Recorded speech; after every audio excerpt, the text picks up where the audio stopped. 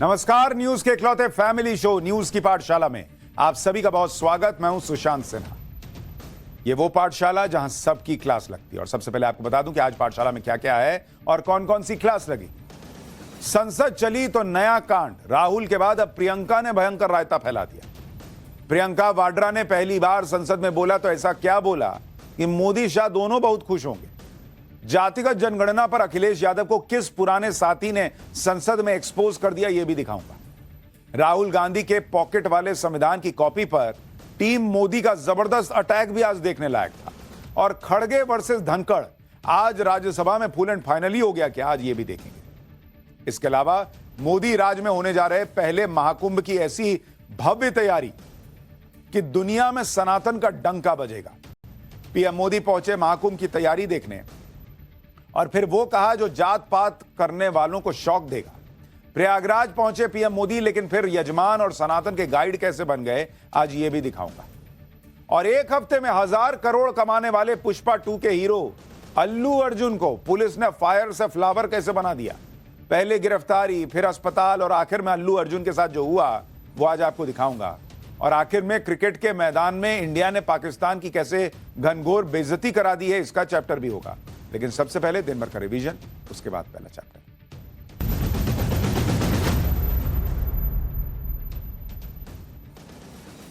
कोलकाता के आरजी कर medical college के पूर्व प्रिंसिपल संदीप घोष और कोलकाता पुलिस के अधिकारी अभिजीत मंडल को अदालत ने जमानत दे दी। महिला डॉक्टर के साथ हुई रेप और मर्डर की वारदात के 90 दिनों के बाद भी सीबीआई चार्जशीट दाखिल नहीं कर पाई थी, जिसकी वजह से दोनों आरोपियों को जमानत मिल गई।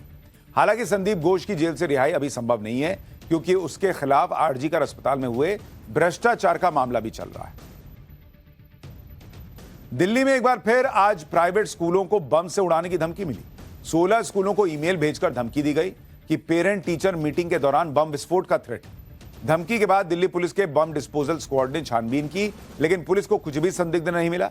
स्कूल्स को धमकी मिलने पर अरविंद केजरीवाल ने कहा कि एक हफ्ते में दूसरी बार स्कूल्स को धमकी मिलना गंभीर और चिंताजनक है। अगर ऐसा ही चलता रहा तो बच्चों की पढ़ाई का क्या होगा।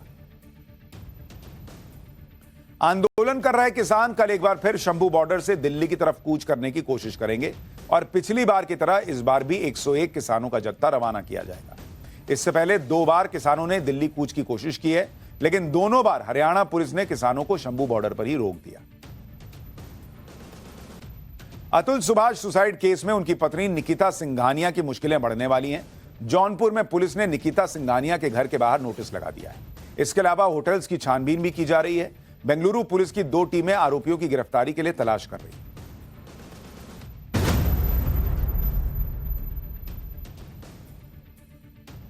तो ये हो गया दिन भर का रिवीजन। अब पाठशाला की पहली क्लास। संसद चली तो नया कांड, राहुल के बाद अब प्रियंका ने भयंकर रायता फैला दिया। प्रियंका वाड्रा ने पहली बार संसद में बोला तो ऐसा क्या बोला कि मोदी शाह दोनों बहुत खुश होंगे। जातिगत जनगणना पर अखिलेश यादव को किस पुराने साथी ने संसद में एक्सपोज किया। और राहुल गांधी के पॉकेट वाले संविधान की कॉपी पर टीम मोदी का सबसे जबरदस्त अटैक। सबसे पहले इसका चैप्टर।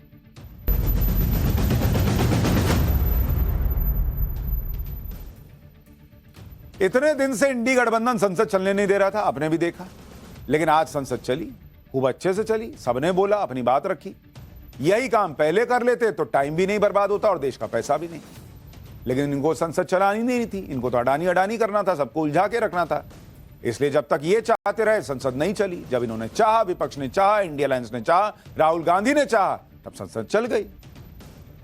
आज इंडी गठबंधन से पूछा जाना चाहिए कि कैसे संसद चल गई आज बॉस। आप तो कह रहे थे सरकार नहीं चलने दे रही, तो आज कैसे चल गई। कैसे उनके नेता उसी संसद में खुलकर बोल रहे हैं जिस संसद में खड़े होकर ये भी कहते हैं कि उनको तो माइक बंद कर दिए जाते हैं, बोलने नहीं दिया जाता। एक सदन में तो अब भी यही हो रहा है। राज्यसभा में इंडी गठबंधन बवाल काटे हुए है। वहां पर राज्यसभा चेयरमैन को चीयर लीडर तक कह दिया गया। राज्यसभा चेयरमैन से भिड़े हुए हैं ये लोग। लेकिन लोकसभा में अब भी कोई हंगामा नहीं हो रहा। वहां पर संविधान पर चर्चा हो रही है। सब आराम से बोल रहे हैं, अपने अपने सियासी एजेंडे के हिसाब से बातें कर रहे हैं। लेकिन आज कैसे प्रियंका वाड्रा पहली बार संसद में बोली तो ऐसा बोली कि मोदी शाह भी खुश होंगे। ये राहुल गांधी पार्ट 2 आए हैं।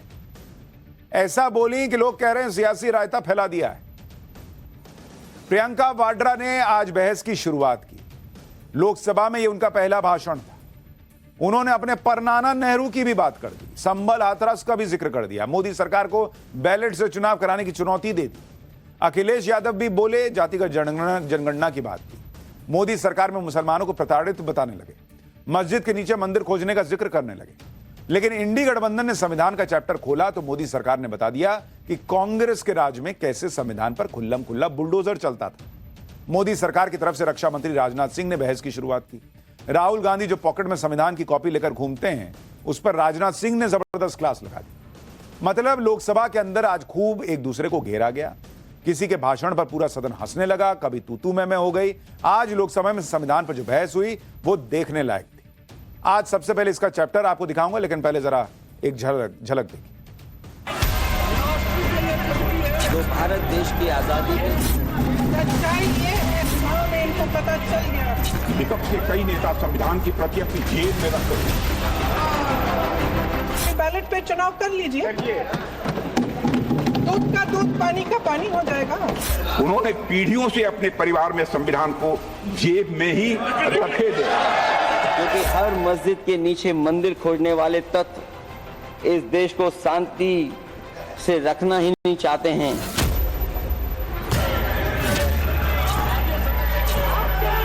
नेहरू जी ने क्या किया?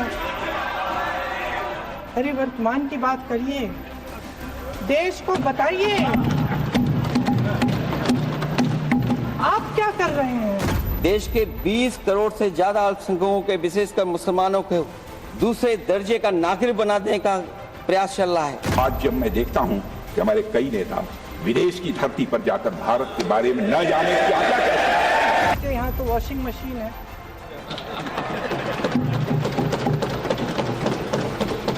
तो यहाँ से वहाँ जाता है वो धुल जाता है। 100 चूहा खा के दिल्ली चली हज करने के लिए।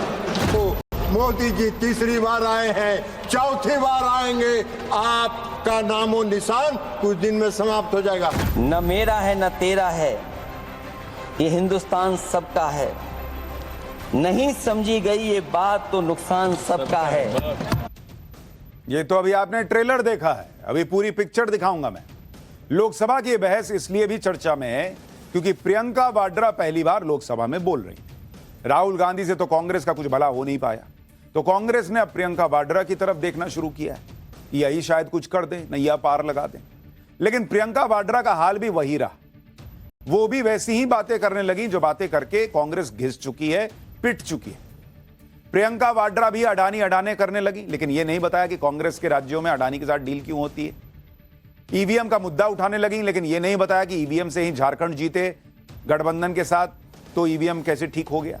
जातिगत जनगणना की बात करने लगी, लेकिन यह नहीं बताया कि कर्नाटक में जातिगत जनगणना का डेटा रखा हुआ है, उसको सार्वजनिक क्यों नहीं करते। बीजेपी को वॉशिंग मशीन बताया। मणिपुर, संबल, हाथरस, उन्नाव की बात करने लगी, लेकिन बांग्लादेश के हिंदुओं पर चुप रही। मोदी आरक्षण खत्म कर देंगे वाला वही फर्जी पुराना नैरेटिव फिर से दोहरा दिया। मतलब प्रियंका वाड्रा के पास भी कुछ नया नहीं था कहने को। जैसे राहुल गांधी गाय पे निबंध पढ़कर आते हैं, रट के आते हैं और फिर कुछ भी पूछो वही बोलते हैं, प्रियंका वाड्रा भी एकदम लग रहा था कि राहुल गांधी की कॉपी से ही पढ़कर आई। अब क्या करेंगे, जब सलाहकार ही वही है, वही लिखिए के दे रहा है राहुल गांधी को भी, वही लिख के दे रहा है प्रियंका वाड्रा को भी, क्या नया लाएंगे। लेकिन फिर भी कांग्रेस के इकोसिस्टम ने ऐसा माहौल बना दिया कि अरे बाप रे, प्रियंका वाड्रा ने तो आग ही लगा दी टाइप। एक बार सुनिए संविधान पर प्रियंका वाड्रा ने क्या कहा और राजनाथ सिंह ने कैसे कांग्रेस को फंसा दिया, फिर आगे की बात बताता हूं। प्रधानमंत्री जी यहाँ सदन में संविधान को की किताब को यूं माथे से लगाते हैं, लेकिन संभल में, हाथरस में, मणिपुर में जब न्याय की गुहार आती है, उठती है, तो उनके माथे पे शिकन तक नहीं आता।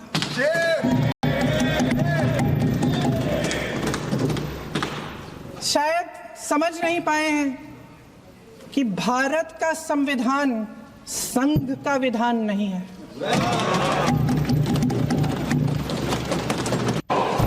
अध्यक्ष महोदय, आज मैं देखता हूं कि विपक्ष के कई नेता संविधान की प्रति अपनी जेब में रखकर घूमते हैं। असल में उन्होंने बचपन से ही यही सीखा है। उन्होंने पीढ़ियों से अपने परिवार में संविधान को जेब में ही रखे थे।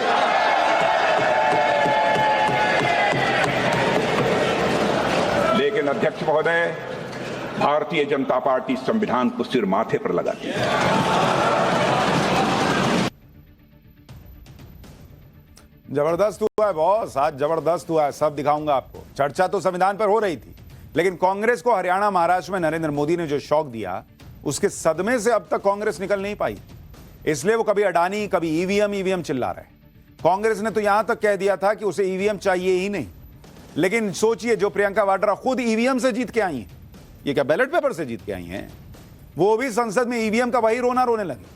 प्रियंका वाड्रा ने चैलेंज कर दिया कि बैलेट से चुनाव करवा के दिखाओ।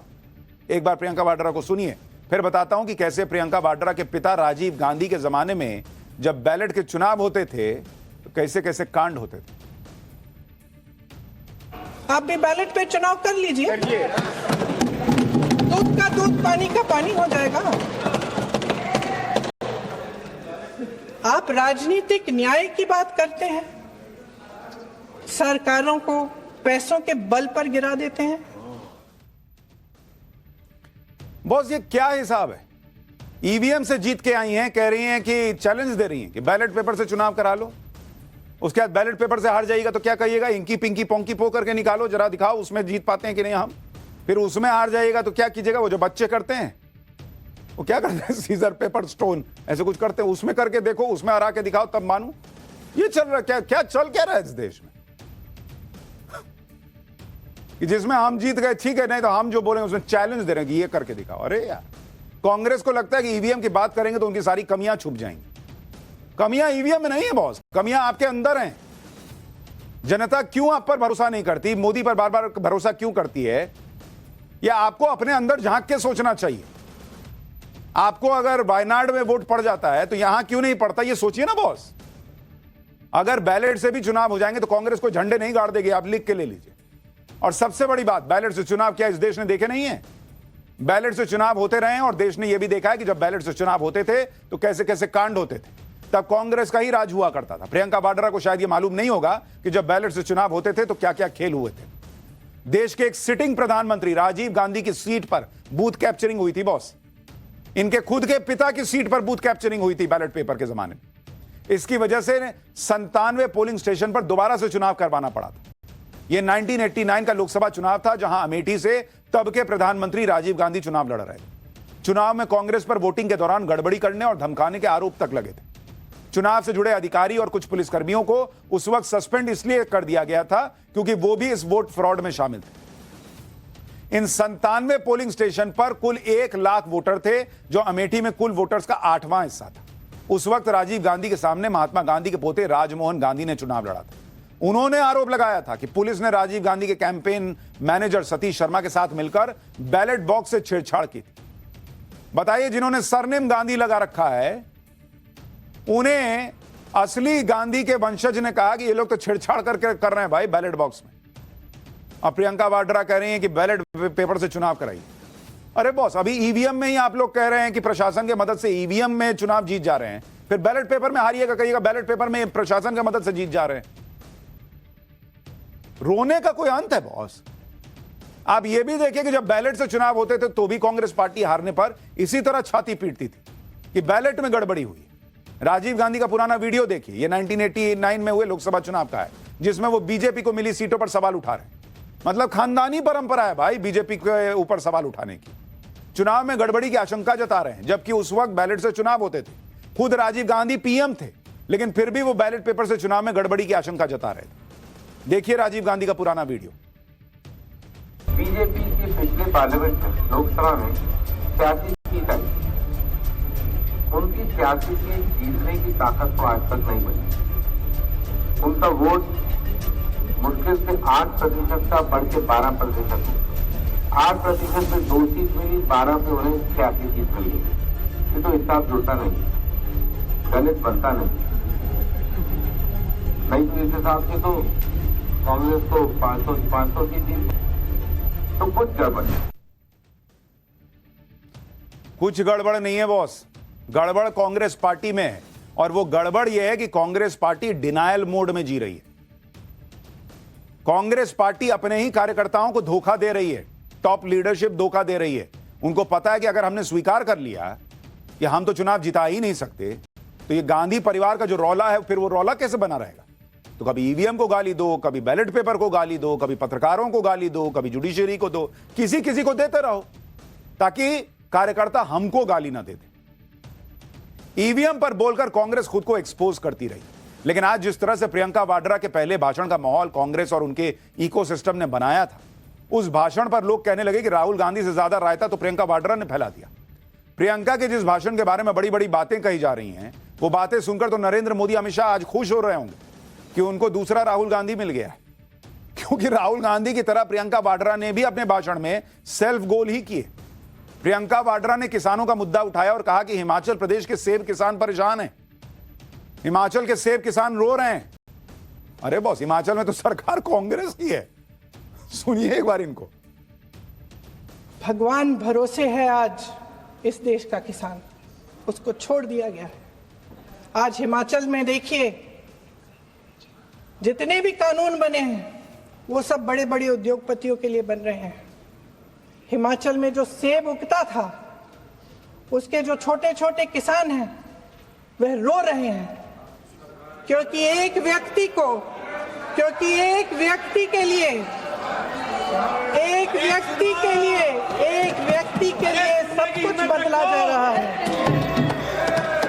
सुनने की हिम्मत रखो। मैं अध्यक्ष महोदय जी,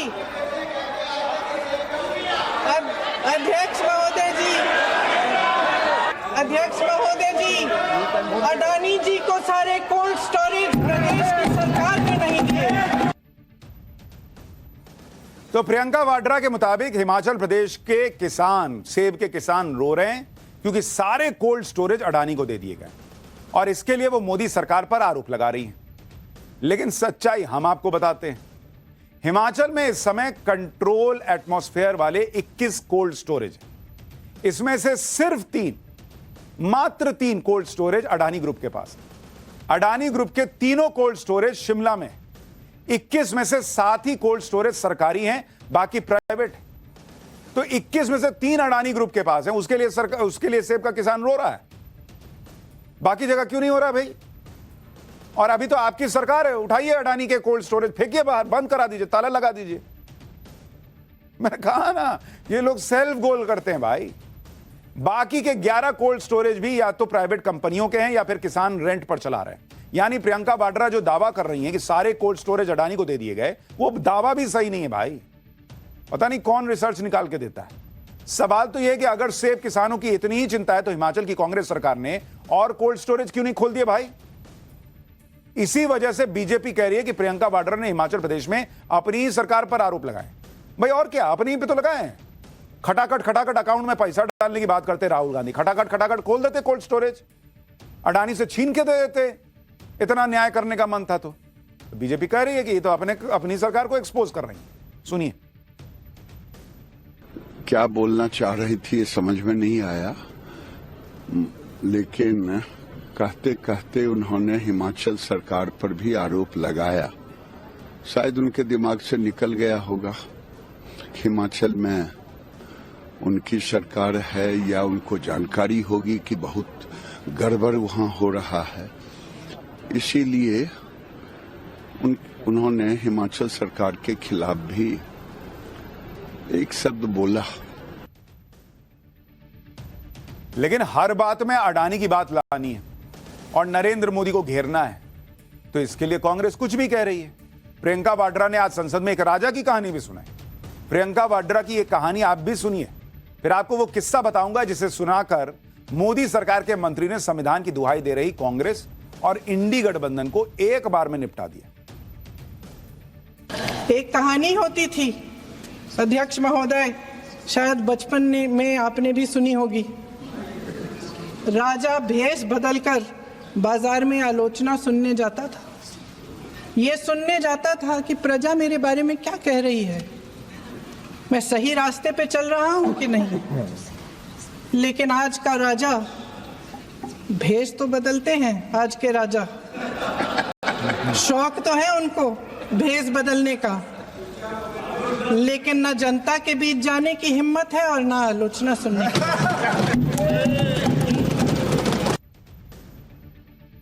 पब्लिक पूछ रही है कि प्रियंका वाड्रा और राहुल गांधी बिना भेस बदले एक बार तो पब्लिक के बीच जाएं, अपने लोगों को छोड़कर तो जाएं, पता तो करें कि क्यों कांग्रेस हारती है, कभी वो भी तो करें। हालांकि पैटर्न सेम है, मैंने आपको कहा ना, जैसे राहुल गांधी शुरू में आपको लीलावती कलावती की कहानियां सुनाते थे, वैसे प्रियंका वाड्रा भी कहानी वानी सुना रही। राइटर सेम है ऐसा लग रहा है।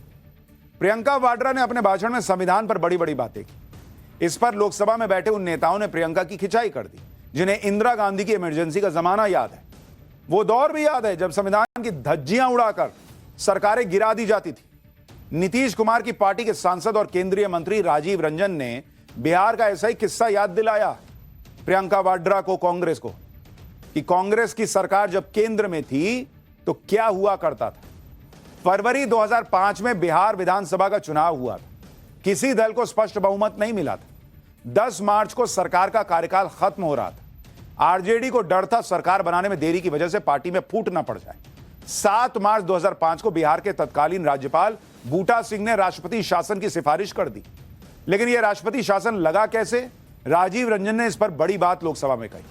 राजीव रंजन ने बताया कि रात को 12 बजे एक केंद्रीय मंत्री प्रधानमंत्री मनमोहन सिंह के पास गए। मनमोहन सिंह को धमकाने लगे कि बिहार में विधानसभा को भंग करो नहीं तो सरकार गिरा देंगे। फिर उसी रात 4 बजे कैबिनेट की बैठक हुई। उस वक्त तत्कालीन राष्ट्रपति एपीजे अब्दुल कलाम मॉस्को में थे बॉस। फैक्स के जरिए उनसे राष्ट्रपति शासन की सहमति दी गई। सुबह होते होते बिहार में राष्ट्रपति शासन लग गया। अक्टूबर नवंबर में फिर से चुनाव हुआ। इस बार एनडीए की सरकार बन गई। यह मामला कोर्ट भी गया था जिसमें कोर्ट ने गवर्नर बूटा सिंह को फटकार लगाई थी। सन 2008 में उस वक्त के केंद्रीय मंत्री लालू प्रसाद यादव ने इस बात को माना था कि उन्होंने सरकार भंग कराकर गलती कर दी। बिहार में जिस तरह से राजनीतिक उठापटक चल रही थी उसे देखकर तत्कालीन राष्ट्रपति एपीजे अब्दुल कलाम बहुत परेशान हो गए थे और उन्होंने इस्तीफे तक की पेशकश कर दी थी। यह तो कांग्रेस का लोकतंत्र और संविधान रहा है बॉस, कि राष्ट्रपति विदेश में बैठे हों वहां से बोलिए भेजिए लगाइए, राष्ट्रपति शासन लगाइए, ऑर्डर दीजिए। रात में कैबिनेट की बैठक हो रही है। राजीव रंजन ने ऐसे ही किस्सों से कांग्रेस को दिन में तारे दिखाए। राजीव रंजन ने कहा कि संविधान की धज्जियां उड़ाने वाले ऐसे कई काम कांग्रेस ने रात के अंधेरे में किए। सुनिए राजीव रंजन ने आज कैसे प्रियंका वाड्रा को संविधान पर रियलिटी चेक करवाया है।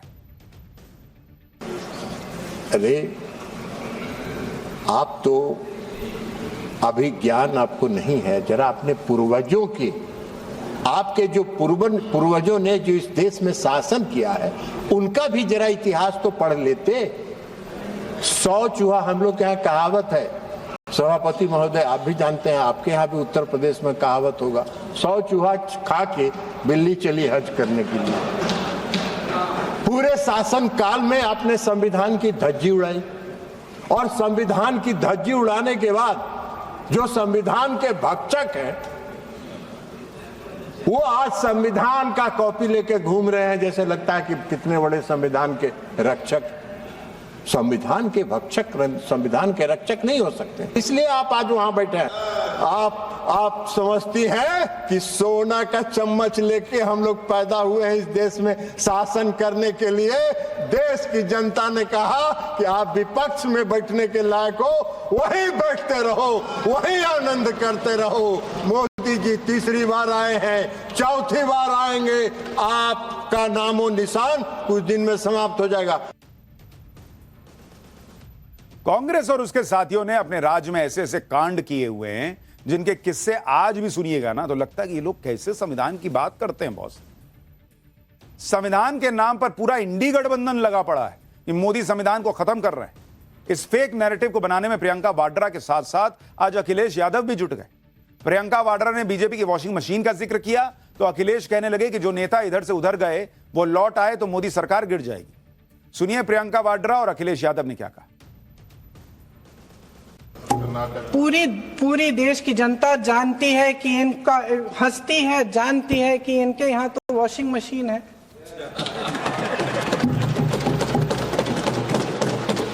तो यहाँ से वहां जाता है वो धुल जाता है। इस तरफ दाग, उस तरफ स्वच्छता। और मेरे कई ऐसे साथी हैं जो इस तरफ होते थे उस तरफ चले गए। मुझे दिख भी रहे हैं, वॉशिंग मशीन में शायद धुल गए हैं। अध्यक्ष महोदय, बहुत सारे साथी इधर के ही उधर हैं। अगर उधर वाले इधर आ गए उसी दिन ये सत्ता से बाहर हो जाएंगे। प्रियंका वाड्रा हो या फिर अखिलेश यादव, संविधान पर चर्चा को इन्होंने वोट बैंक साधने का मौका भी बना दिया। जैसे प्रियंका वाड्रा ने दलितों की बात की, संभल की बात की, जबकि इन दोनों ही मुद्दों पर अखिलेश यादव की समाजवादी पार्टी मुखर होकर बोलती रही है। यानी संसद के अंदर भी कांग्रेस और सपा के बीच मुद्दों का टकराव देखने को मिला। प्रियंका ने अखिलेश के पीडीए में सेंधमारी करने की कोशिश की तो अखिलेश अल्पसंख्यकों का मुद्दा लेकर आए। सुनिए अखिलेश यादव को भी। देश के 20 करोड़ से ज्यादा अल्पसंख्यकों के, विशेषकर मुसलमानों को दूसरे दर्जे का नागरिक बनाने का प्रयास चल रहा है। उन पर हो रहे अत्याचार प्रतिदिन बढ़ते जा रहे हैं। उनकी संपत्ति को लूटा जा रहा है, हत्याएं की जा रही हैं, घर तोड़े जा रहे हैं, उनके पूजा स्थलों पर कब्जा प्रशासन की मदद से किए जा रहे हैं। अगर ये धर्मनिरपेक्षता, तो धर्म शासित राज्य की क्या परिभाषा है। और हाल ही में हम लोगों ने अध्यक्ष महोदय उदाहरण देखा है कि किस तरीके से उत्तर प्रदेश में कई महत्वपूर्ण जगह पर इस तरह की घटनाएं जानबूझ करके की गई। अखिलेश यादव पूरे कॉन्फिडेंस से यह बात कह सकते हैं कि नरेंद्र मोदी सरकार मुसलमानों को 2M दर्जे का सिटीजन बनाकर रख रही है बीते 10 साल से, क्योंकि उनको यह कॉन्फिडेंस है कि उनसे कोई पलटकर मुसलमान ही ये नहीं पूछेगा कि बॉस मोदी तो 10 साल पहले आए, उससे पहले इस देश की आजादी के 50-60 साल में मोदी तो नहीं थे। तो सच्चर कमेटी की रिपोर्ट में मुसलमानों की इतनी बुरी हालत क्यों थी अगर हम फर्स्ट या उससे भी ऊपर के सिटीजन थे? मुसलमान की जो साक्षरता दर है वो इतनी नीचे क्यों है अगर सेकंड दर्जे का सिटीजन आप लोगों ने बना के नहीं रखा था? मुसलमान आज भी इतना गरीब क्यों है अगर वो सेकंड क्लास का सिटीजन मोदी राज में बना और उसके पहले राजा बना के घुमा रहे थे आप लोग? मुसलमान बड़ी संख्या में अपराध में शामिल क्यों हो जाता है, जेल क्यों जाता है, दूसरी तकलीफें क्यों झेलता है अगर वो सेकंड क्लास का सिटीजन पिछले 10 साल में बना है? तो इनको कॉन्फिडेंस है कि हमको बस जाकर इफ्तारी साथ में खानी है, उसके बाद हमसे कोई ये सब नहीं पूछेगा। क्योंकि मुसलमान को बाबू सोना पसंद है, उसको यह पसंद नहीं आता कि कोई ये कहे कि भैया तुम्हारा बेटा पत्थर क्यों चला रहा है, उसको इंजीनियर बनाओ ना। अखिलेश यादव संभल की बात कर रहे थे, वो ये बताना भूल गए कि संभल में पत्थरबाजों ने किया क्या, दंगाइयों ने किया क्या, सर्वे करने टीम गई तो उसके साथ क्या हुआ, फिर संभल में उनके अपने सांसद का रोल क्या था। संभल हिंसा में सपा सांसद बर्क का नाम है, उन पर हिंसा भड़काने के आरोप लगे हुए। हिंसा के दौरान कैसे पुलिस पर हमला हुआ, दंगाइयों ने कैसे पत्थर फेंके, इसके वीडियो आ चुके हैं, पत्थरबाजों के पोस्टर छप चुके हैं। संभल हिंसा के पीछे बड़ी साजिश हो सकती है, उसकी जांच चल रही है, वहां विदेशी हथियार कहां से आए। लेकिन इन लोगों को कॉन्फिडेंस है बॉस कि हम पत्थरबाज का भी साथ देंगे तो मुसलमान खुश रहेगा। वो ये नहीं पूछेगा कि मेरा बच्चा आज भी पत्थर क्यों उठा रहा है। भाई, जब हिंसा के आरोपियों से योगी सरकार सख्ती से निपटने लगती है, नुकसान की भरपाई दंगाइयों से करने की बात करती है, तो अखिलेश यादव की पार्टी को यह सब तानाशाही लगती है। अखिलेश यादव कैसे हिटलर का नाम ले रहे हैं, सुनिए जरा। क्या हम सही अर्थों में लोकतांत्रिक व्यवस्था में जी रहे हैं, जहां सरकार मशीन और सरकारी मशीनरी के जरिए जहां चाहे अपनी सरकार बना लेती है, जनता के मत का कोई अर्थ नहीं रखे हैं, वह लोकतंत्र नहीं कहा जा सकता है। यह व्यवस्था जब तेजी से लोकतंत्र में तानाशाही की तरफ बढ़ रही है, हिटलर ने भी तो जनता द्वारा चुने जाने के बाद संविधान में संशोधन करके तानाशाही कायम कर दी थी। हमारी सरकार भी उसी के समांतर चलने का प्रयास कर रही है। देखो, हर मस्जिद के नीचे मंदिर खोजने वाले तत्व इस देश को शांति से रखना ही नहीं चाहते हैं।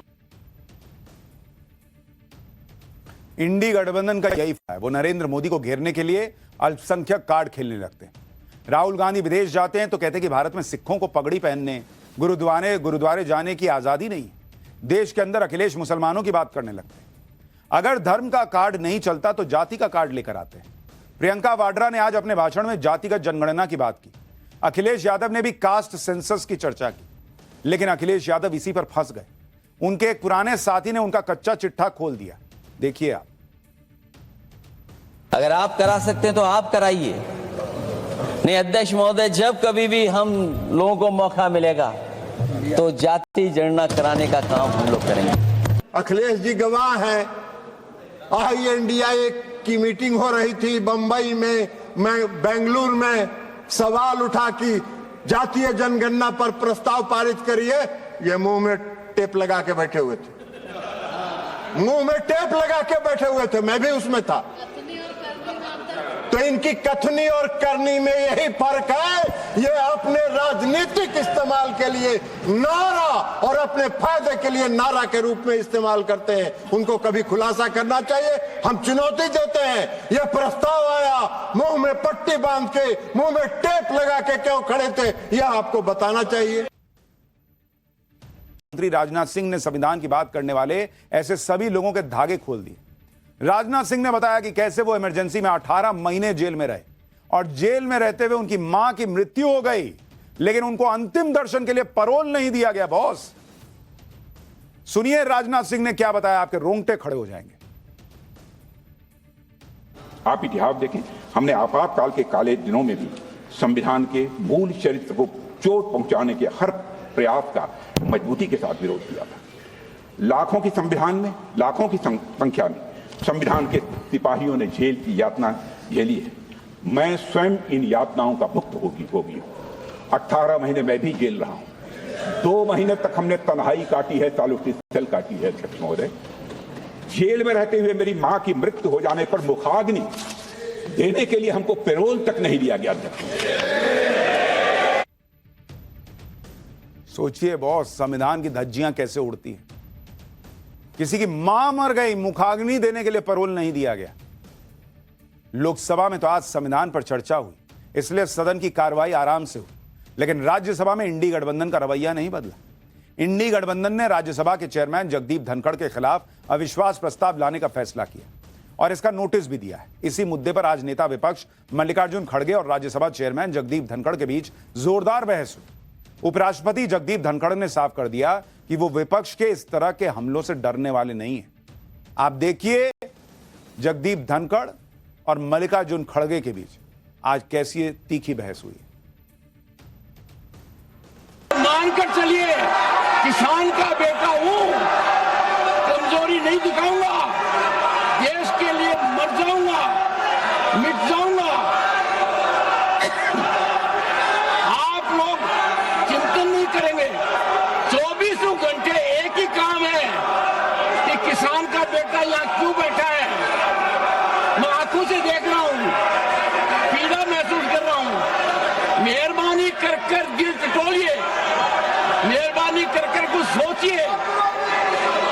मैंने इज्जत देने में कोई कमी नहीं रखी है। मैंने बहुत बर्दाश्त किया है। अरे साहब, बोलिए, आप अगर किसान हैं तो मैं किसान मजदूर का बेटा हूं। मैं तुमसे भी ज्यादा हमारे लिए छड़ते हैं। इतना थोड़ा सा दिल टटोलिए। आपसे भी ज्यादा मैं सहना हूं। आपने बड़े आप तो नोट मशीन से गिनते थे। मेरा बाप मेहनत करके ला। उनको बताओ मेरी बात बोलता हूं। क्यों माननीय सदस्य, आपके तारीफ सुनने के लिए हम नहीं आए साहब, आपकी तारीफ सुनने के लिए नहीं आए। राज्यसभा चेयरमैन और नेता विपक्ष के बीच ऐसी तीखी बहस पहली बार देखी गई। राज्यसभा चेयरमैन ने तो इंडी गठबंधन के टारगेट पर वो है ही, उनके खिलाफ अविश्वास प्रस्ताव का नोटिस भी दिया गया था, लेकिन राज्यसभा चेयरमैन को हटाने के नोटिस के 14 दिन बाद ही प्रस्ताव लाया जा सकता है, जबकि संसद का सत्र 20 तारीख को खत्म हो रहा है। इसका मतलब यह है कि राज्यसभा के चेयरमैन को हटाने के प्रस्ताव का कोई मतलब ही नहीं।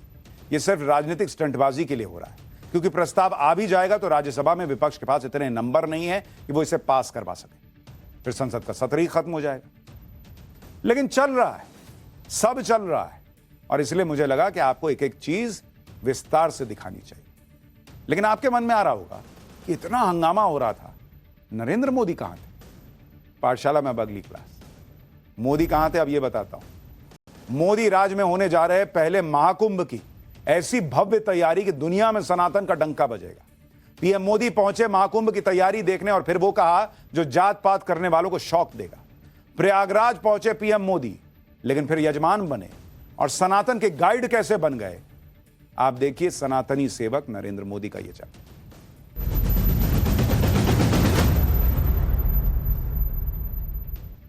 प्रधानमंत्री नरेंद्र मोदी की सोच बड़ी है, उनके काम बड़े हैं और जिस काम को वो करने का ठान लेते हैं उस काम को करने का लेवल अलग लेवल पर ले जाते हैं। कोई नया काम शुरू करना हो, कोई स्कीम लॉन्च करनी हो, कोई इवेंट करवाना हो, पीएम मोदी जो भी करते हैं भव्य तरीके से करते हैं। इतने ग्रैंड लेवल पर काम होता है कि हर कोई देखता रह जाता है। चर्चा होती है जो वो चाहते हैं कि चर्चा हो, भारत की चर्चा हो, भारत के गौरवशाली इस प्रयास की चर्चा हो। जैसे भारत में जब पीएम मोदी ने G20 समिट कराया था, आपको याद होगा, बस पूरी दुनिया देख के हैरान रह गई कि क्या जबरदस्त समिट हुआ है। इसी साल जनवरी में जब अयोध्या में राम मंदिर बनकर तैयार हुआ, उसका उद्घाटन कितने ग्रैंड लेवल पर हुआ था। इसी तरह से अब महाकुंभ को भी पीएम मोदी एक ग्रैंड लेवल पर ले जाने का प्रयास कर रहे हैं, क्योंकि यह पहली बार है जब मोदी राज में महाकुंभ होने जा रहा है। भाई 2012 में हुआ, उसके बाद अब हो रहा है। तो आप अंदाजा लगा सकते हैं कि पीएम मोदी इस महाकुंभ को, सनातनियों के सबसे बड़े पर्व को कितना बड़ा और भव्य बनाने वाले हैं। सनातन के सबसे बड़े आयोजन महाकुंभ की तैयारियों को देखने आज खुद पीएम मोदी प्रयागराज पहुंच गए। 5 घंटे प्रयागराज में रहे। इसके बाद सीएम योगी और उनके अधिकारियों से कुंभ की तैयारियों को लेकर एक एक अपडेट लिया पीएम ने कि अच्छा बताइए योगी जी क्या क्या हो रहा है, अच्छा ये कैसे होगा, वो कैसे होगा। इस दौरान पीएम मोदी ने साधु संतों से भी मुलाकात की ताकि कुंभ के दौरान उन्हें किसी तरह की परेशानी ना हो। इसके बाद पीएम मोदी प्रयागराज के सभी धार्मिक और आध्यात्मिक स्थलों पर गए और वहां पूजा अर्चना की। यह सब देखकर आपको लग रहा होगा कि पीएम मोदी एक आध्यात्मिक यात्रा कर रहे थे, लेकिन इस दौरान वो पूरी दुनिया को कुंभ यात्रा के लिए गाइड भी कर रहे थे। पीएम मोदी ने इस दौरान यह बता दिया कि संगम में स्नान करने के बाद उन्हें प्रयागराज में किन किन धार्मिक स्थलों के दर्शन करने हैं। साथ ही आज पीएम मोदी ने प्रयागराज में कई विकास योजनाओं की घोषणा की और लोगों के साथ जनसंवाद भी किया। दरअसल पीएम मोदी ये मानते हैं कि उन्हें पहली बार प्रयागराज में महाकुंभ आयोजन करवाने का मौका मिला है और इससे पूरी दुनिया को सनातन का सबसे बड़ा संदेश दिया जा सकता है। इसलिए पर्सनल लेवल पर हर तैयारी को वो खुद देख रहे हैं। आगे बढ़ने से पहले आपको पीएम मोदी की महाकुंभ वाली यात्रा की एक झलक दिखाता हूं, फिर आपको बताऊंगा कि इस महाकुंभ में मोदी का प्लान क्या है।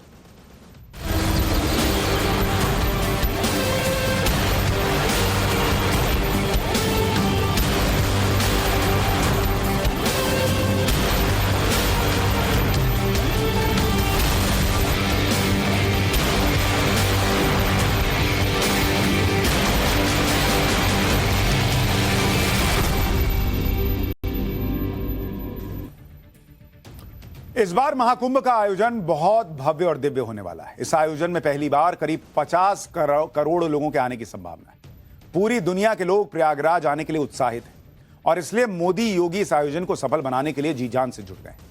आज पीएम मोदी ने प्रयागराज आकर किस तरह अध्यात्म और सनातन के एक गाइड बनने का प्रयास किया, इसके बारे में आगे आपको विस्तार से बताऊंगा। लेकिन उससे पहले यह समझिए कि महाकुंभ में आने वाले लोगों का पीएम मोदी ने किस तरह ध्यान रखा है। आज पीएम मोदी ने महाकुंभ की 6000 करोड़ रुपए की 167 विकास परियोजनाओं का लोकार्पण कर दिया। इस दौरान 11 कॉरिडोर और 29 मंदिरों के जीर्णोद्धार के साथ पुल, ओवरब्रिज, सड़क परियोजनाओं की शुरुआत की गई है। पीएम ने जिस 11 कॉरिडोर का उद्घाटन किया उनमें भारद्वाज आश्रम गलियारा, अक्षयवट गलियारा, हनुमान मंदिर गलियारा और श्रृंगवेरपुर धाम गलियारा शामिल है। ये प्रयागराज की वो आध्यात्मिक जगहें हैं जिनका पिछली सरकारों ने ध्यान नहीं रखा, लेकिन इन स्थलों का कायाकल्प हो चुका है। महाकुंभ में आध्यात्मिक शक्ति के साथ साथ पीएम मोदी ने टेक्नोलॉजी की शक्ति से भी परिचय करवाया। आज पीएम मोदी ने डिजिटल महाकुंभ को बढ़ावा देने के लिए एआई बेस्ड कुंभ सहायक चैटबॉट भी लॉन्च कर दिया। इस तकनीक से कुंभ में आने वाले लोग एक दूसरे से खो नहीं पाएंगे। पुरानी फिल्मों में हर बार 2 हीरो कहां बिछड़ते थे, कुंभ में ही तो बिछड़ते थे, फिर बाद में मिलते थे। तो नरेंद्र मोदी ने फिल्म बनाने का मौका ही हटा दिया कि हटाओ, खोना नहीं है, बनाना तो ऐसे ही फिल्म बना। आपने कुंभ में लोगों के खोने की बहुत किस्से सुने होंगे, लेकिन इस बार मोदी योगी कुंभ में ऐसी तकनीक लाए हैं जिसे सुनकर आप हैरान रह जाएंगे। पीएम मोदी ने प्रयागराज आकर संगम तट पर विधिवत गंगा पूजन किया। इस दौरान पीएम मोदी को महाकुंभ का यजमान बनाया गया। दरअसल सनातन हिंदू धर्म में यह माना जाता है कि किसी भी धार्मिक अनुष्ठान में यजमान की बहुत बड़ी भूमिका होती है। यजमान को अनुष्ठान का संरक्षक माना जाता है। महाकुंभ में पीएम मोदी को संरक्षक माना जा रहा है, इसलिए उन्हें यजमान की उपाधि दी गई है। गंगा पूजन के दौरान पीएम मोदी ने कुंभ कलश भी स्थापित किया। इस दौरान उनके साथ सीएम योगी और यूपी की राज्यपाल आनंदीबेन पटेल भी मौजूद थी। गंगा पूजन के पहले पीएम मोदी ने महाकुंभ में आने वाले साधु संतों और अखाड़ों के प्रमुख संतों से मुलाकात भी की।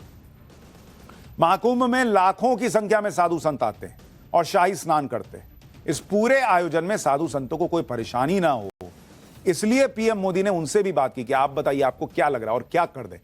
अच्छा, क्या तकलीफ आती है, क्या लगता है, क्या होना चाहिए, सब पूछ लिया भाई। आपको यह भी जानना चाहिए कि प्रयागराज यात्रा के दौरान आज पीएम मोदी किस तरह आध्यात्मिक पर्यटन के गाइड बने हुए थे। इस यात्रा के दौरान पीएम मोदी सनातन धर्म के सबसे बड़े प्रतीकों में से एक अक्षय वट वृक्ष के दर्शन करने गए। आप जानकर हैरान रह जाएंगे कि कोई बरगद का सामान्य पेड़ नहीं है ये।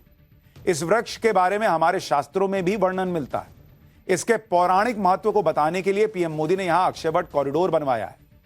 आज पीएम मोदी ने इस वट वृक्ष के साथ एक तस्वीर पोस्ट की और उसके साथ उन्होंने रामचरितमानस की चौपाई शेयर की। इस चौपाई में कहा गया है, संगमु सिंहासनु सुठी सोहा छत्रु अक्षय बटु मुनि मनु मोहा चवर जमुन अरु गंग तरंगा देखी होई दुख दारिद भंगा। जिसका मतलब यह है कि संगम ही भगवान का अत्यंत सुशोभित सिंहासन है। अक्षयवट छत्र है जो मुनियों के भी मन को मोहित कर लेता है। यमुना जी और गंगा जी की तरंगे उसके चवर हैं, जिसे देखकर ही दुख और दरिद्रता नष्ट हो जाती है। मैंने आपको कहा ना कि पीएम का यह बड़ा फोकस रहता है।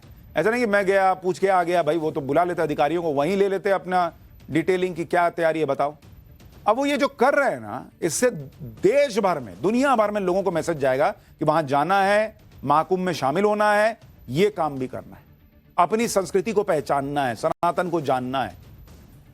और इकोनॉमी का तो लेवल अलग ही है। आपको बताया ही है पहले भी मैंने कि कैसे जो अलग अलग मंदिर स्थापित हुए, बेहतर और भव्य बने, काशी विश्वनाथ हो, दूसरे मंदिरों, कैसे पूरी इकोनॉमी वहां पर चमचमा गई।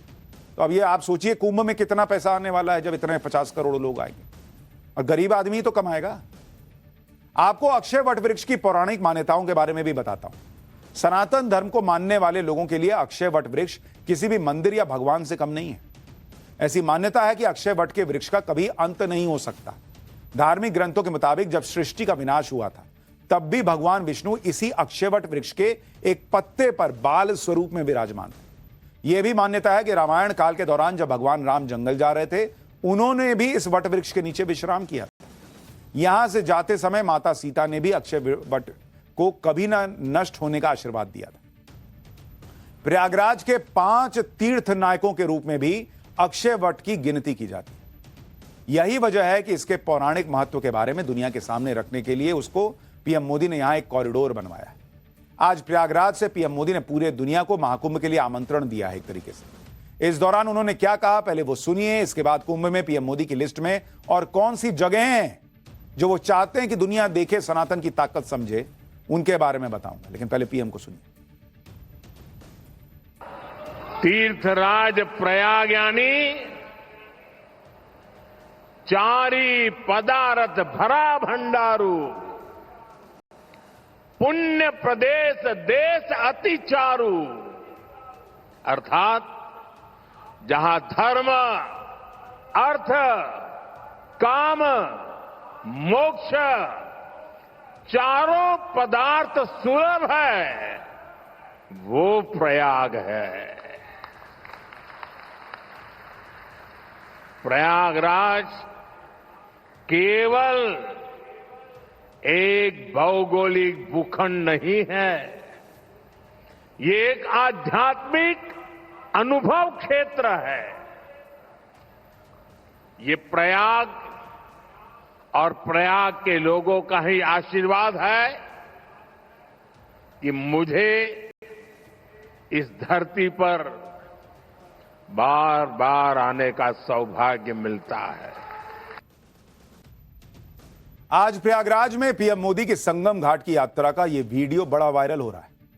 इस वीडियो में पीएम मोदी एक क्रूज में बैठकर गंगा किनारे के त्रिवेणी घाटों को देख रहे हैं। 13 जनवरी से इन्हीं घाटों पर साधु संत और दुनिया भर से आए करोड़ों लोग डुबकी लगाएंगे। दिल्ली से प्रयागराज पहुंचने के बाद पीएम मोदी इसी क्रूज में बैठकर संगम घाट पर पहुंचे थे। महाकुंभ के दौरान आप भी इस क्रूज यात्रा का आनंद ले सकते हैं। इसे 13 जनवरी से आम पब्लिक के लिए खोल दिया जाएगा।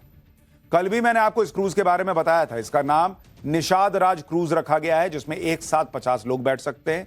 यह गंगा नदी पर 30 किलोमीटर की स्पीड से चलकर प्रयागराज के सभी घाटों के दर्शन करवाएगा। अब चूंकि पीएम मोदी सबसे बड़े ब्रांड एम्बेसडर हैं, उन्होंने एक यात्रा इसमें कर ली।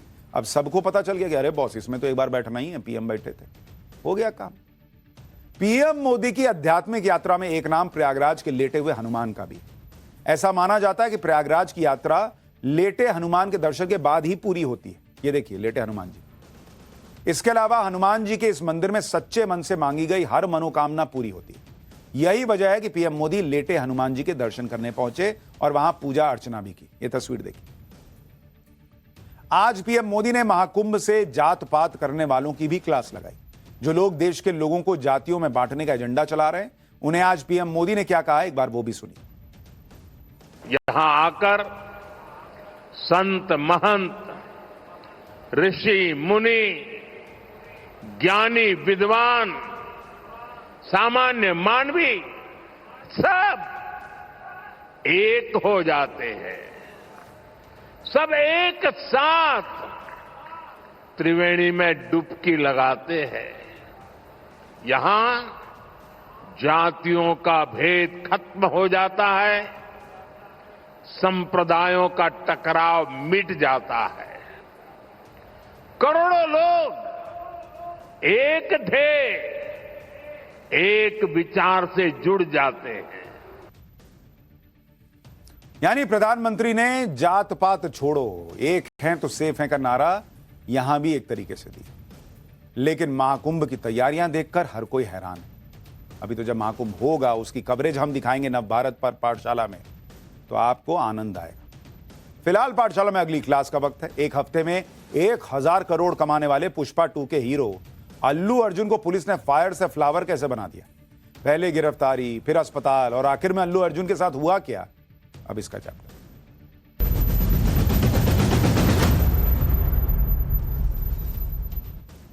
साउथ के सुपरस्टार अल्लू अर्जुन की देश भर में जबरदस्त फैन फॉलोइंग। जहां बिग स्टारर फिल्में कमाई के मामले में 300 करोड़ के क्लब में शामिल होने के लिए जोर लगा रही, वहीं अल्लू अर्जुन 300 करोड़ रुपए तो सिर्फ एक्टिंग की फीस ले रहे हैं भाई। 300 करोड़ रुपए फीस ले रहे हैं अल्लू अर्जुन की, लाओ दो, क्योंकि उनको पता है फिल्म मेरी कमाएगी। उनकी फिल्म पुष्पा ने सिर्फ साउथ इंडिया में नहीं बल्कि पूरे देश में कमाई के रिकॉर्ड तोड़ दिए। अब पुष्पा 2 ने तो एक हफ्ते में 1000 करोड़ रुपए कमा लिया। एक हफ्ते में 1000 करोड़। अल्लू अर्जुन पर्दे पर पूरी दबंगई के साथ पुष्पा 1 के में कहते थे कि वो फ्लावर नहीं फायर है, लेकिन 1000 करोड़ी पुष्पा 2 के हीरो अल्लू अर्जुन को पुलिस ने फायर से फ्लावर बना दिया। आज जब अल्लू अर्जुन के अरेस्ट की खबर आई तो उनके फैंस शॉक्ड रह गए कि अरे अल्लू अर्जुन गिरफ्तार हो गए। हैदराबाद के एक थिएटर में हुई भगदड़ के मामले में तेलंगाना पुलिस ने 8 दिन बाद अचानक अल्लू अर्जुन को गिरफ्तार कर लिया। इसके बाद पूरे दिन अल्लू अर्जुन को थाने से लेकर अस्पताल और कोर्ट के चक्कर लगवाए गए और फिर जमानत मिल गई। अल्लू अर्जुन के बारे में इन खबरों ने लोगों का दिमाग हिला दिया। कई सवाल खड़े होने लगे, जैसे अल्लू अर्जुन को पहले जेल और फिर बेल के पीछे खेल क्या हुआ? मामला गैर इरादतन हत्या का है या सिर्फ हादसा हुआ था? गिरफ्तारी के 5 घंटे बाद ही अल्लू अर्जुन को जमानत कैसे मिल गई? अल्लू के अरेस्ट को लेकर हैदराबाद पुलिस क्यों कटघरे में आ गई, ये भी लोग सवाल पूछ रहे हैं। लेकिन आपको अल्लू अर्जुन के अरेस्ट की इनसाइड स्टोरी की पूरी डिटेल भी बताऊं, क्योंकि ये अपने आप में एक बड़ी हास्यास्पद खबर है भाई कि अचानक से 8 दिन बाद क्या हो गया। सबसे पहले आज ये तस्वीर देखिए, जब हैदराबाद पुलिस अचानक अल्लू अर्जुन के घर पर पहुंच गई। ये देखिए तस्वीर, पुलिस के सामने पुष्पा का स्टाइल, पुष्पा का कमिटमेंट और पुष्पा का जलवा सब धरा रह गया। बताया जा रहा है कि पुलिस ने अल्लू अर्जुन को उनके बेडरूम से उठा लिया, उन्हें कपड़े भी नहीं बदलने दिए और तो और उन्हें नाश्ता भी खत्म करने नहीं दिया गया। अल्लू अर्जुन ने एक जैकेट पहना जिस पर उनकी फिल्म का प्रमोशन था। टी शर्ट पर उनकी फिल्म का डायलॉग हिंदी में लिखा था, फ्लावर नहीं फायर है मैं। लेकिन पुलिस के सामने अल्लू अर्जुन का फायर नहीं दिखा। अल्लू अर्जुन को लेकर पुलिस जब पार्किंग में पहुंची तब उन्हें एक कॉफी पीने की इजाजत दी गई। अल्लू अर्जुन ने पार्किंग में खड़े होकर ही अपनी कॉफी खत्म की। ये देखिए, पार्किंग में खड़े होकर कॉफी पी रहे हैं। इस दौरान उनकी पत्नी स्नेहा रेड्डी भी दिखाई दी। गिरफ्तारी के वक्त अल्लू अर्जुन अपनी पत्नी स्नेहा को समझाते हुए दिखाई दिए, मतलब वहां कोई फायर मोड नहीं था। इसके बाद हैदराबाद पुलिस अल्लू अर्जुन को अपने साथ ले गई। गिरफ्तारी के इस पूरे ड्रामे के दौरान अल्लू अर्जुन और तेलंगाना के पुलिस अधिकारी के बीच बहस भी हुई। अल्लू अर्जुन ने कहा कि वो सहयोग करने के लिए तैयार है और हिरासत में लेने में कुछ भी गलत नहीं। अल्लू अर्जुन ने कहा कि बेडरूम में घुसकर जिस तरह से उनको ले जाया गया वो थोड़ा ज्यादा हो गया। हालांकि हैदराबाद पुलिस के ऐसे रवैये के बाद भी अल्लू अर्जुन ने पुष्पा वाला स्वैग नहीं दिखाया और चेहरे पर मुस्कान लिए बड़े आराम से पुलिस के साथ चले गए। अल्लू अर्जुन को उनके घर से दोपहर 12 बजे गिरफ्तार किया गया, जहां से उन्हें चिक्कड़पल्ली पुलिस स्टेशन ले जाया गया। हिरासत में लेने के बाद अल्लू अर्जुन का बयान दर्ज किया गया। अल्लू अर्जुन के खिलाफ बीएनएस की धारा 105, 118(1) के तहत मामला दर्ज किया गया है। यह गैर जमानती धारा है। फिर उन्हें मेडिकल चेकअप के लिए अस्पताल ले जाया गया। इसके बाद 4 बजे उन्हें लोकल कोर्ट में पेश किया गया, जहां से उन्हें 14 दिन की जुडिशियल कस्टडी में भेज दिया गया। लेकिन तब तक अल्लू अर्जुन के वकीलों ने हाईकोर्ट में अपील कर दी और शाम के 5 बजे हाईकोर्ट ने अल्लू अर्जुन को जमानत दे दी। अल्लू अर्जुन को 50,000 के मुचलके पर 4 हफ्ते के लिए अंतरिम जमानत मिल गई। अल्लू अर्जुन की गिरफ्तारी का साउथ फिल्म इंडस्ट्री के एक्टर्स विरोध कर रहे हैं। बॉलीवुड एक्टर्स ने भी कहा कि हादसे के लिए सिर्फ अल्लू अर्जुन को जिम्मेदार ठहराना ठीक नहीं है। एक बार सुनिए इस पर क्या रिएक्शंस आए। जो हादसा हुआ है वो बहुत दर्दनाक है। Very sorry, send my condolences, but at the same time I think जो आप ब्लेम है सिर्फ एक इंसान पे नहीं डाल सकते। रश्मिका मंदाना ने भी ट्वीट पर अल्लू अर्जुन की गिरफ्तारी पर हैरानी जताई। उन्होंने लिखा कि मुझे यकीन नहीं हो रहा है ये मैं क्या देख रही हूं। ये देखना दुख की बात है। एक ही शख्स पर इसका सारा इल्जाम मढ़ा जा रहा है। अरेस्ट का ये पूरा मामला या पूरा ड्रामा 5 घंटे चल पाया। इतनी देर में ही हैदराबाद पुलिस के दावों की पोल खुल गई। आपको वो सबूत भी दिखाऊंगा जिसने पूरा केस पलट दिया, लेकिन उससे पहले जान लीजिए कि अल्लू अर्जुन को अरेस्ट क्यों किया गया, उनके ऊपर आरोप क्या है। दरअसल 4 दिसंबर को हैदराबाद के संध्या थिएटर में पुष्पा 2 की स्क्रीनिंग हुई। अल्लू अर्जुन भी स्क्रीनिंग के दौरान संध्या थिएटर पहुंचे थे। इस दौरान अल्लू अर्जुन के फैंस ने थिएटर में घुसने की कोशिश की, जिसके चलते भारी भीड़ जमा हो गई और लोगों को सांस लेने में परेशानी होने लगी। भीड़ को कंट्रोल में लाने के लिए पुलिस ने हल्का लाठीचार्ज किया और भीड़ कम होने के बाद लोगों को अस्पताल में भर्ती कराया गया। लेकिन इस दौरान अस्पताल में एक महिला की मौत हो गई। भगदड़ में महिला की मौत पर अल्लू अर्जुन ने दुख भी जताया था। पीड़ित परिवार से मिलने और 25 लाख रुपए की मदद की पेशकश भी की थी। लेकिन यह बात उछाली जाने लगी कि अल्लू अर्जुन बिना बताए फिल्म के प्रीमियर पर पहुंच गए थे, जिसकी वजह से हादसा हुआ और महिला की मौत के लिए अल्लू अर्जुन जिम्मेदार है। अब अल्लू अर्जुन और 4 दिसंबर की रात को लेकर बहुत बड़ा सच सामने आया है। वो लेटर सामने आया है जो कि संध्या थिएटर की तरफ से हैदराबाद पुलिस को लिखा गया था। लेटर में संध्या थिएटर की तरफ से लिखा गया कि हम आपसे अनुरोध करते हैं कि संध्या 70 mm X रोड हैदराबाद में सुरक्षा दी जाए। 4 दिसंबर को पुष्पा 2 रिलीज हो रही है और ऐसे में फैंस की काफी भीड़ मौजूद होगी। फिल्म के कलाकार, वीआईपी और प्रोडक्शन यूनिट फिल्म देखने के लिए आ रहे हैं।